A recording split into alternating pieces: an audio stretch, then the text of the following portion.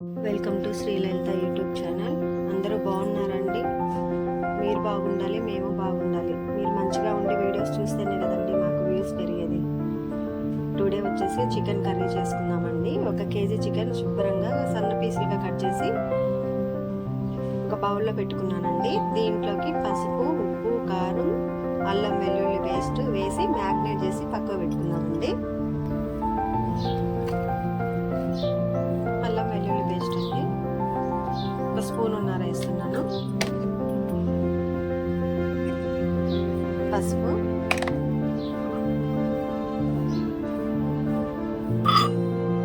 కారం 2 స్పూన్లు వేస్తున్నానండి. దీంట్లో దోసకాయ ఏమి యాడ్ చేయట్లేదు కాబట్టి సాల్ట్ కలుపుకుంటున్నానండి. ఇవి శుభ్రంగా మంచిగా కలిపి పక్క పెట్టుకున్నాం, మ్యాగ్నెట్ అవుతాయి. ఇగోండి చికెన్ ఇలా మొత్తం కలిపి పక్క పెట్టుకున్నాను. ఇప్పుడు మనం ఉల్లిగడ్డ, పచ్చిమిర్చి, కొత్తిమీర, టమాటా కట్ చేసి ఇక కర్రీ వండుదామండి.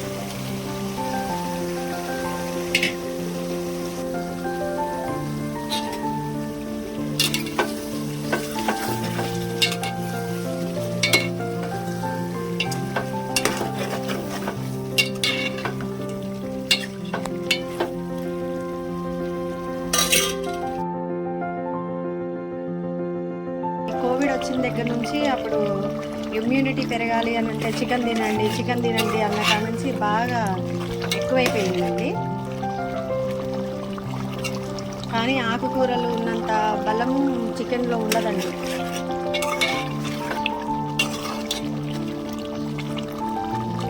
నాకైతే మ్యాక్సిమం ఎక్కువ శాతం చూడాలంటే ఆకుకూరలు ఎక్కువ ఇష్టపడతానండి. పాలకూర మెయిన్గా.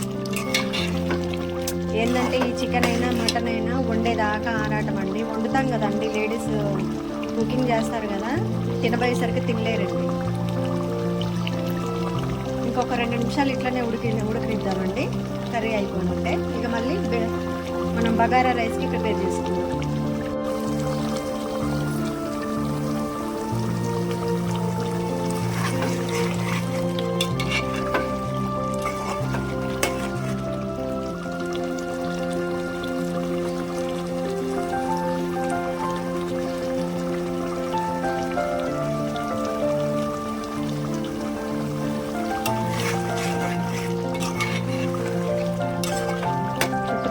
కన్స్ట్రక్షన్స్ జరుగుతున్నాయండి, బోర్ వేస్తున్నారు. వాయిస్ ఇవ్వడానికి కూడా చాలా డిస్టర్బెన్స్గా ఉందండి. చూసారా కర్రీ మొత్తం కూడా ఎలా ఉంటుందో. ఒక్క 2 నిమిషాలు సిమ్లో ఉంచేసి గ్యాస్ ఆఫ్ చేస్తున్నాం. కర్రీ రెడీ అయినట్టు.